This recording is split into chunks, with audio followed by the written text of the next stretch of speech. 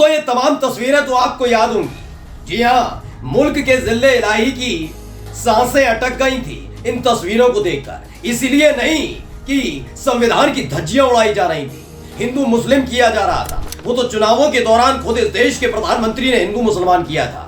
उनको तो ये पसंद है। दरअसल इसलिए सांसें अटक गई थी क्योंकि उनके अपने सहयोगी पार्टियां जिनके दम पर तीसरी बार प्रधानमंत्री बने हैं, उन्होंने सीधे सीधे चुनौती और धमकी दे डाली थी कि किसी भी कीमत पर हिंदू मुस्लिम बर्दाश्त नहीं किया जाएगा। आरएलडी, जनता दल यूनाइटेड, चिराग पासवान की लोक जनशक्ति पार्टी रामविलास ने साफ साफ लफ्जों में कह दिया था ये गैर कानूनी है, असंवैधानिक है। लेकिन अब इस पर मोहर लगाने का काम किया है इस देश की सर्वोच्च अदालत ने। जी हाँ, मुजफ्फरनगर में कांवड़ यात्रा रूट में पड़ने वाले किसी भी ढाबे, किसी भी होटल, किसी भी रेस्टोरेंट और किसी भी ठेले वाले का कोई अब जरूरत नहीं है, कोई मजबूर नहीं करेगा कि वो अपने नाम की चिप्पी चिपका कर रखे कि वो असलम है या आसिफ, वो नासिर है या अब्दुल, वो राम है या सुरेश। ये बताने की जरूरत नहीं है। और इसी के साथ बीजेपी शासित 3 राज्यों को इस देश की सर्वोच्च अदालत ने सबसे बड़ा झटका दिया है। नमस्कार, मैं हूं प्रज्वल गौतम और आप देख रहे हैं द हिंदुस्तान पोस्ट।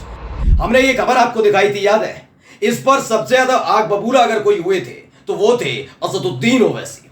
उन्होंने साफ साफ लफ्जों में बता दिया था इससे बड़ा असंवैधानिक काम इस देश के अंदर, मुल्क के अंदर हो नहीं सकता। आप अगर ये चाहते तो कर सकते थे, कर देते पहले।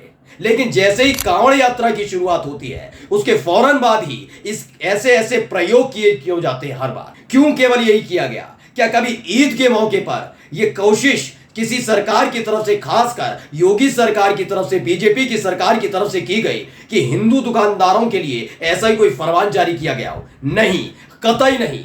क्योंकि ये मुसलमानों से चिढ़न करते हैं, चिढ़ते हैं। यही एक वजह है कि हिंदू मुस्लिम करके माहौल खराब करने की कोशिश हो रही थी। ऐसा नहीं है कि यह कोशिश हुई नहीं है इस मुल्क के अंदर। इस देश में सत्ता के आशीर्वाद से पलने वाले लुच्चे और लंपटों की फौज लगातार ऐसे ही काम करती रही है। याद करिए, कर्नाटक में बीजेपी की सरकार थी, हिजाब वाली बच्चियों से बदतमीजी करते थे।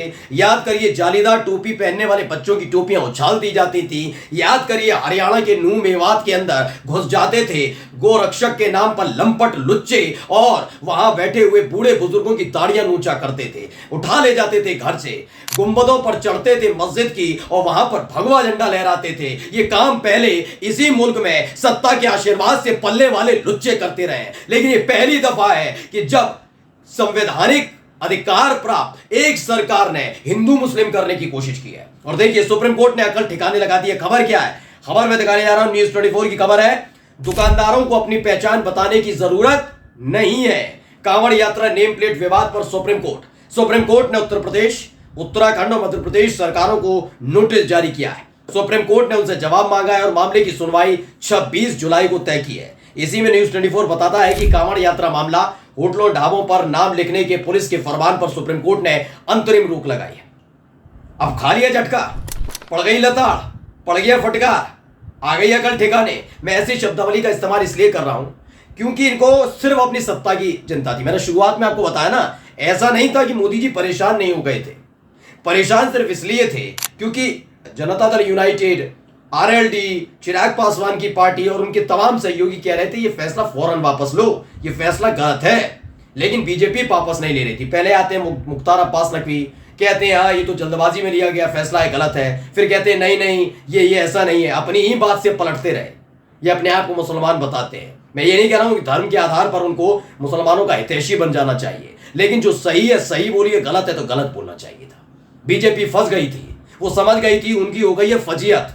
ऐसे में अब अपने आप का स्टैंड लेने की कोशिश कर रहे थे, लेकिन सुप्रीम कोर्ट ने सारा का सारा स्टैंड क्लियर कर दिया, खींच कर रख दिए तंबू बंबू। अब दिखाने जा रहा हूं खबर। सचिन गुप्ता है, उन्होंने क्या कहा? दरअसल सुप्रीम कोर्ट के जो जस्टिस हैं, जस्टिस भट्टी, उन्होंने इस पूरे मामले की सुनवाई की और उन्होंने जो विशेष टिप्पणी की है उसे पढ़ना चाहिए। मुसलमानों की बड़ी जीत है दोस्तों। क्या लिखा है? जस्टिस भट्टी साहब कहते हैं, मेरा भी अपना अनुभव है। केरल में एक शाकाहारी होटल था जो हिंदू का था, दूसरा मुसलमान का था। पढ़िए, खास तौर पर वो जो कहते हैं मुसलमान गलीज, मुसलमानों के नाम पर नफरत फैलाने वाले, जो देखो पढ़ो क्या कहते हैं। और ये जो जस्टिस भट्टी है ना, ये कोई मुसलमान समुदाय से ताल्लुक नहीं रखते हैं। पढ़िए क्या लिखा है। मेरा अपना अनुभव है, जज की टिप्पणी है केरल में एक शाकाहारी होटल था जो हिंदू का था और दूसरा था मुसलमान का। लेकिन जानते हैं जज साहब का कहना है वो हिंदू होटल में खाना खाने नहीं जाते थे। कहां खाना खाने जाते थे? मुस्लिम होटल में। क्यों? मैं मुस्लिम वाले शाकाहारी होटल में जाता था क्योंकि उसका मालिक दुबई से आया था, वो साफ सफाई के मामले में इंटरनेशनल स्टैंडर्ड फॉलो करता था। तो ये कहते हैं ना साफ सफाई नहीं रखते, क्योंकि पहले शुरुआत करते हैं मांस मच्छी थूक देते हैं, ये कर देते हैं। देखा किसी ने नहीं है, और अगर देखा भी है एक दो घटनाओं के नाम लेकर अगर आप बताते हैं उन शरारती तत्वों का, तो उनका धर्म उजागर करते हैं। तो धर्म तो औरों का भी उजागर करिए कि किस तरीके से कई ढाबों पर अंटशंट तरीके से खाना बनाने वाले जो हिंदू समुदाय से ताल्लुक रखते हैं कितना गंदा खाना बनाते पाए गए।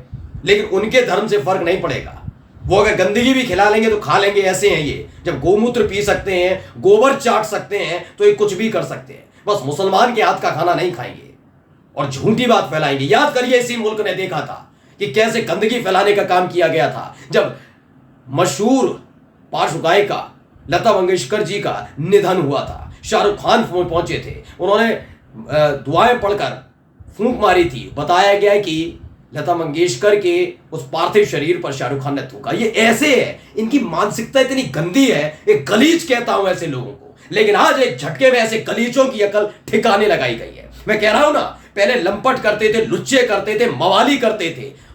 चलिए उसको संवैधानिक तौर पर, प्रशासनिक तौर पर, पुलिस के तौर पर समझाना चाहिए, उन पर नकेल कसी जा सकती है। लेकिन सोचिए जब इस देश की सरकारें ये करने लग जाएंगी तो सर ऐसे सुप्रीम कोर्ट को, ऐसे अदालत को हस्तक्षेप करना होगा, और किया गया, कान ऐंठ कर रख दिए। दरअसल इसी को लेकर खबर भी छपी है। आज तक ने जो खबर लिखी है पढ़कर बता रहा हूं।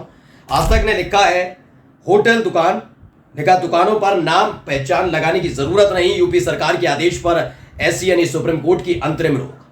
सुप्रीम कोर्ट ने कांवड़ यात्रा नेम प्लेट विवाद में उत्तर प्रदेश, उत्तराखंड और मध्य प्रदेश सरकार को नोटिस जारी किया है। साथ ही अदालत ने यह भी कहा कि अगर याचिकाकर्ता ने राज्यों को भी इसमें शामिल करना चाहते हैं, उन राज्यों को भी नोटिस जारी किया जाए। आप सोचिए 3 राज्यों को सुप्रीम कोर्ट नोटिस जारी करता है इस मामले में, और तीनों राज्य कौन सी पार्टी से ताल्लुक रखते हैं? सोचिए, उत्तर प्रदेश योगी आदित्यनाथ की सरकार बीजेपी, दूसरा उत्तराखंड पुष्कर सिंह धामी मुख्यमंत्री बीजेपी की सरकार, तीसरा मध्य प्रदेश मोहन यादव मुख्यमंत्री बीजेपी की सरकार। इन तीनों ही जगह बीजेपी की सरकार है। और क्या कहते हैं, हम मुसलमानों से नफरत नहीं करते, मुस्लिम समझते नहीं है। ये जो विपक्ष है ना, ये गुमराह कर देता है। दरअसल मुसलमानों को गुमराह करके हमें इसलिए मुसलमान वोट नहीं करते। अरे तुम्हारे कर्म ऐसे हैं, तुम्हारी ही पार्टी का एक बड़ा नेता जो संवैधानिक पद पर बैठा हुआ है, वो व्यक्ति जो एक प्रदेश का मुख्यमंत्री है, वो मदरसे बंद करने की धमकियां देता है। वो व्यक्ति डंके की चोट पर यह कहता है मैं मियां बनाने का ठेका नहीं लिया है। इस तरह की शब्दावली का डंके की चोट पर इस्तेमाल तुम्हारी अपनी पार्टी के बड़े बड़े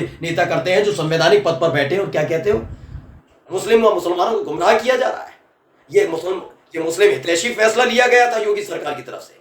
फिलहाल मुसलमानों की ये बड़ी जीत है, बहुत बड़ी जीत। नमस्कार।